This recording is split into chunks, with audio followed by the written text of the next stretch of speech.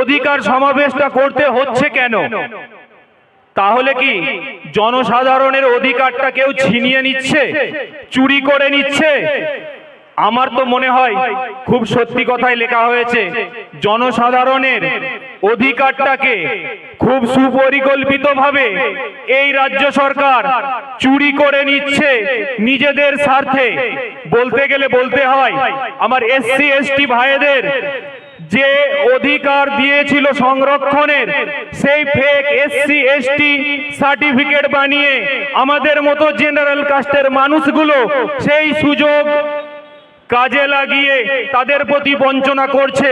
সেই তাদের অধিকারটা ফিরিয়ে দেওয়ার জন্য আজকে এই সমাবেশ করতে হয়েছে ইন্ডিয়ান সেকুলার ফ্রন্টকে।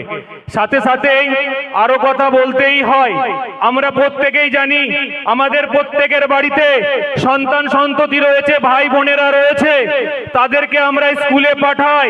কেন পাঠাই? স্কুলে সুশিক্ষায় শিক্ষিত হয়ে তারা ভালো মানুষ তৈরি হবে, সমাজকে গড়ে তুলবে, সুন্দর সমাজ উপহার দেবে, এই উদ্দেশ্য নিয়ে। কিন্তু ঘটনাচক্রে স্কুলগুলিতে আপনারা যদি খোঁজ নেন, খুব ভালো করে আপনারা দেখতে পাবেন স্কুলগুলোতে ঠিকঠাক ভাবে ক্লাস হচ্ছে না, পঠন পাঠন বিঘ্নিত হচ্ছে। তার প্রধান কারণ আমরা প্রত্যেকেই জানি, কম বেশি যারা খোঁজ রাখি, জাতীয় শিক্ষানীতিতে বলা হয়েছিল প্রত্যেক 30 থেকে 40 জন ছাত্রছাত্রী পিছু একজন করে শিক্ষক অথবা শিক্ষিকা যেন থাকে স্কুলে। কিন্তু আপনারা আপনাদের পাশাপাশি স্কুল বিদ্যালয়গুলি বা মাদ্রাসাগুলিতে খোঁজ নিন, দেখতে পাবেন স্কুলগুলিতে শিক্ষক বা শিক্ষিকার অভাবে ধুঁকছে। অর্থাৎ শিক্ষক শিক্ষিকা নেই, আর শিক্ষক শিক্ষিকা না থাকলে আমরা প্রত্যেকেই জানি যে শিক্ষাটা ঠিকঠাক ভাবে পাবে না এই সমস্ত ছাত্র ছাত্রীগুলি। আমাদের মতো যারা সাধারণ মানুষ দিন আনে দিন খায়, তারা আমাদের বেসরকারি স্কুলগুলিতে আমাদের মেয়েদেরকে, আমাদের ছেলেদেরকে পাঠাতে পারি না। আমরা সরকারি বিদ্যালয়গুলিতে আমাদের ছাত্রছাত্রীগুলিকে, আমাদের ছেলে মেয়েগুলিকে সুশিক্ষার জন্য পাঠায়। কিন্তু ঘটনা হলো সেখানে শিক্ষকই দেয়নি, শিক্ষকের প্রচুর পরিমাণে ঘাটতি রয়েছে।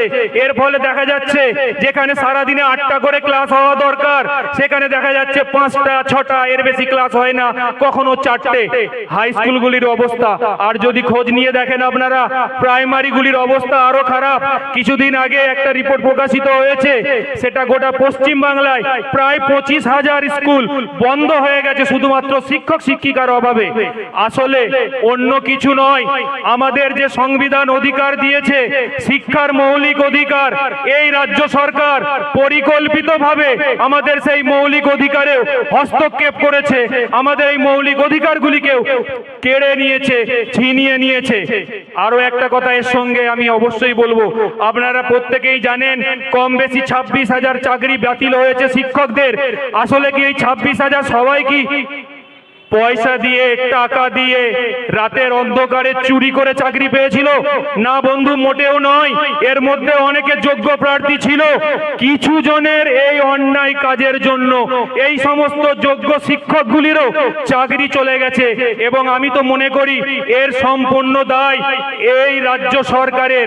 এই রাজ্য সরকার বর্তমানে চাকরিটাকে পণ্যে পরিণত করেছে। আমরা এতদিন জানতাম চাকরি পাওয়া যায় মেধার যোগ্যতায়, চাকরি পাওয়া যায় কঠোর পরিশ্রমের মাধ্যমে। কিন্তু আমরা কি দেখতে পেলাম? এই সরকার এসে টাকার বিনিময়ে পণ্যে পরিণত করলো চাকরিগুলিকে, চাকরিগুলিকে বিক্রি করে দিল টাকার বিনিময়ে। তো সেই জন্য বন্ধু, সেই অধিকার, আমাদের শিক্ষার অধিকার, আমাদের চাকরির অধিকার, আমাদের এসসি এসটি ভাইদের যে ফেক সার্টিফিকেট তৈরি করে তাদের শিক্ষা থেকে, চাকরি থেকে তাদেরকে দূরে সরিয়ে দিচ্ছে, তার অধিকার ফিরিয়ে দেওয়ার জন্য আজকের সমাবেশ। আরো একটা কথা এর সঙ্গে আমি যুক্ত করতে চাই, আমরা কম বেশি প্রত্যেকেই জানি যে ওবিসি নিয়ে মাননীয় মুখ্যমন্ত্রী একটি বিশিষ্ট সমাজের সঙ্গে কি ধরনের দ্বিচারিতা করেছে। 35টা জাতিকে আস্তে আস্তে সুপরিকল্পিতভাবে ওবিসি তালিকাভুক্ত থেকে বার করে দিয়েছে। আসলে আর কিছুই নয়, এই মাননীয় বিভিন্ন সময় আমরা দেখতে পেয়েছি বিভিন্ন ইফতার মজলিসে, বিভিন্ন ঈদের নামাজের সময় গিয়ে সেখানে গিয়ে ঘোমটা মাথায় দিয়ে বলে সুবহানাল্লাহ, আলহামদুলিল্লাহ, এই বলে আমাদের মতো সংখ্যালঘু মানুষগুলোর মন জয় করেছিল। কিন্তু আমি মাননীয়াকে বলতে চাই, মাননীয়া, আপনার এই দ্বিচারিতা আর কিন্তু মানুষ সহ্য করবে না। বাংলার মানুষ আপনাকে দেখছে, আপনার কাজকর্মগুলো সবগুলো অবলোকন করছে। আপনি তো কিছুদিন আগেই আবার 17 একর জমির উপরে নিউ টাউনে দুর্গাঙ্গন উদ্বোধন করলেন। আবার নাকি শুনতে পাচ্ছি জানুয়ারি মাসের দ্বিতীয় সপ্তাহের মধ্যে শিলিগুড়িতে মহাকাল মন্দির উদ্বোধন করবেন। কিছুদিন আগেই দীঘায় জগন্নাথ ধাম উদ্বোধন করেছেন। তো ঠিক আছে মাননীয়া, আপনার মেকি সংখ্যালঘু দরদি ভাব, সংখ্যালঘু ভাই বোনেরা যেমন বুঝতে পেরেছে, সাথে সাথে বাংলার নাগরিক তারা কিন্তু চোখ বন্ধ করে ঘুমিয়ে নেই, তারাও বুঝতে পেরেছে। কিছুদিন আগে আপনি দেখতে পেয়েছিলাম আমরা আমাদের ভারতবর্ষে কি অবস্থা জিডিপির, দীর্ঘদিন ধরে জিডিপির পরিস্থিতি নিচের দিকে নেমে যাচ্ছে। টাকার মূল্য ডলারের তুলনায় কত নিচুতে চলে গেছে। ঠিক যেই সময় আমাদের রাজ্যে কাজের অভাবে বিভিন্ন মানুষকে পরিযায়ী শ্রমিক হয়ে বিভিন্ন রাজ্যে ছুটে যেতে হচ্ছে দুমুঠো পেটের অন্নের জন্য, পরনের কাপড়ের জন্য, মা বাবার মুখে হাসি ফোটানোর জন্য। ঠিক সেই সময় আপনি কি নিদান দিলেন? বললেন বাড়ির বউদেরকে বলেন ঘুগনি তৈরি করে দিতে আর স্টেশনে বাস স্ট্যান্ডে গিয়ে বিক্রি করুন। তো বলছি মাননীয়া, এতদিন ধরে শিক্ষা অর্জন করে মনে হচ্ছে কি আপনার এই ঘুগনি বিক্রি করার জন্য MA BEd ব্যাচেলার ডিগ্রিগুলো অর্জন করেছে? আমার মনে হয় না। আগামী 2026 সাল আসছে, মাননীয়া তৈরি হন। আর জোড়াফুলার বন্ধুদেরকে বলবো আপনারাও তৈরি হন। বাংলার নাগরিক কিন্তু ঘুমিয়ে নেই, জেগে রয়েছে। একদম গণতান্ত্রিক ভাবে আপনাদেরকে ওই ঘুগনি বিক্রি করার জন্য তৈরি করে দেবে। এই বলে আমি আমার ক্ষুদ্র বক্তব্য শেষ করলাম। ইনকলাব জিন্দাবাদ, নওশাদ সিদ্দিকী জিন্দাবাদ।